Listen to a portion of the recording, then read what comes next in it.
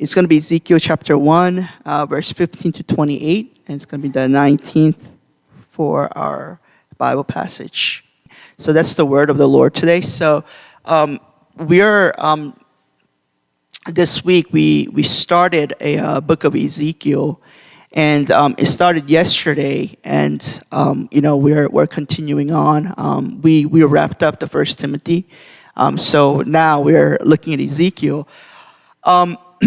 If you kind of look at today's passage, it's kind of like this wild kind of like vision, right? And every time, I think a lot of times when I go over Ezekiel with other people, sometimes they get kind of caught up in this vision and this imagery, right? And so, but then if you look at closely, there's actually something interesting going on. So I just want to break it down. So the number one is we see the four living creatures, right? And these are like massive looking creatures with wings and supernatural features. So there's these massive creatures that are described there. And I want to take a pause there for a second.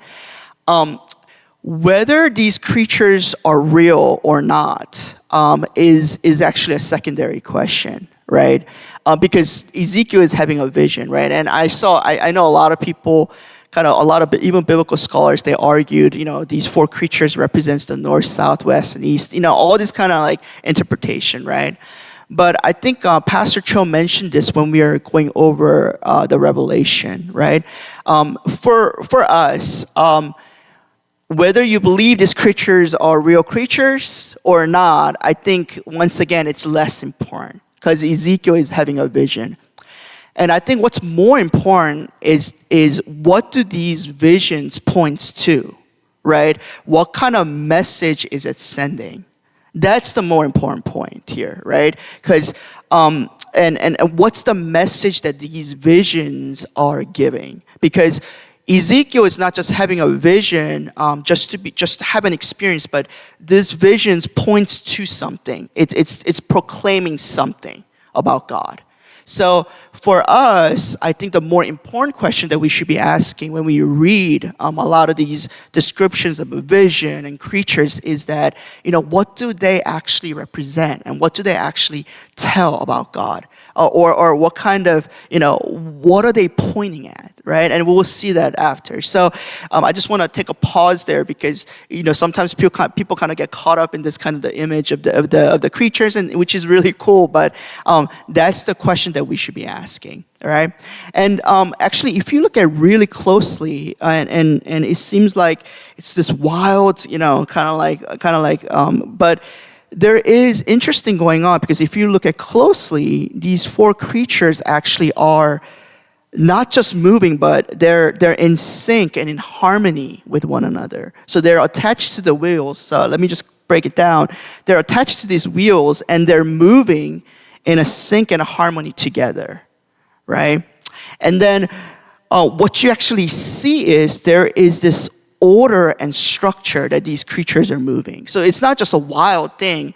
There is a order and a structure, but what's more important is there's something above them that is controlling them, right? That is sovereign over these creatures, right? And I think the highlight, it comes from the verse 25 and 27, which is the throne, right? And we see this in Revelation as well, right? The throne room and what it's pointing to, which is the glory of God, right?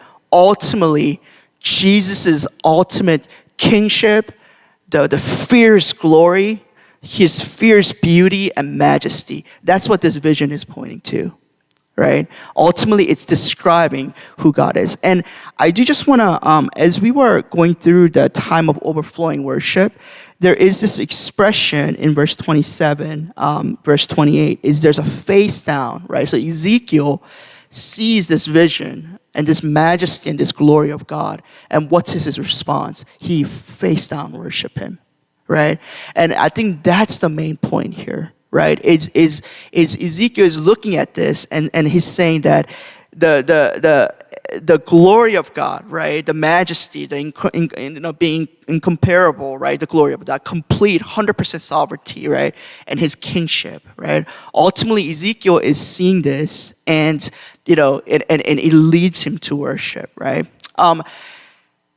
As I was reading this, I remember I was listening to a biblical scholar, and he said this. He says, in the Bible, what is being spoken to, how it's spoken to is important.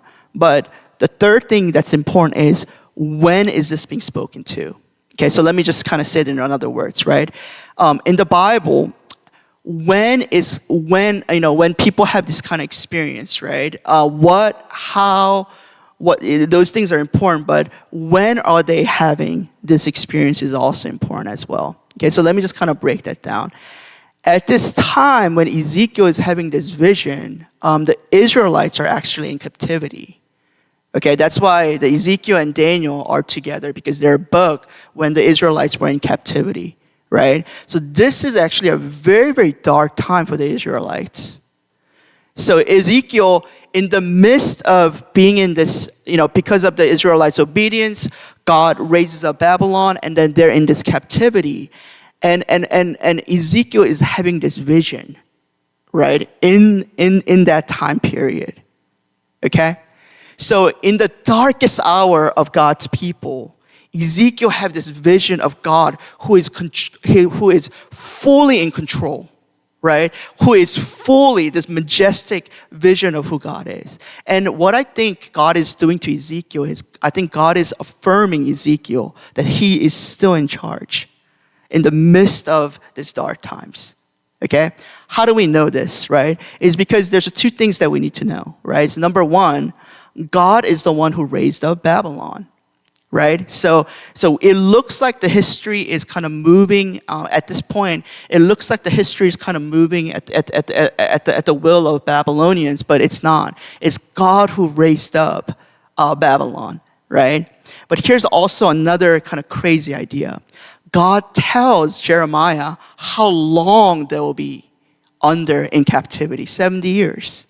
So God raises up Babylon, and God also times it, right? To show that everything ultimately is in God's hand.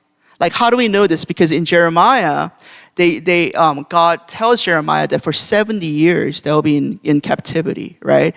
But then if you look at Daniel 9:2, Daniel reads Jeremiah's prophecy and says, oh my goodness, our 70 years of captivity is almost done. That's why he began to fast and pray, right? So what do we know about this, right? Is that God raises up Babylon and God times it. So everything moves, just like those creatures in sync, right? Everything moves out of God's timing. Everything moves out of God's direction. He's the one who's fully in control, and he's the one who's fully sovereign over all things, right? So this vision that Ezekiel is having is pointing to that reality, saying that, number one, in these dark times of Israelites, that God is fully in control, that God knows what he's doing. And second, the human history, our time, our everything that we faced here, right? It is ultimately in God's hands. He's the one who's behind, who's sovereign over all things, right? So those are the two things that Ezekiel is proclaiming through this, and God is proclaiming to Ezekiel through this passage. So let's take some time to pray real quick. Let's bow our heads.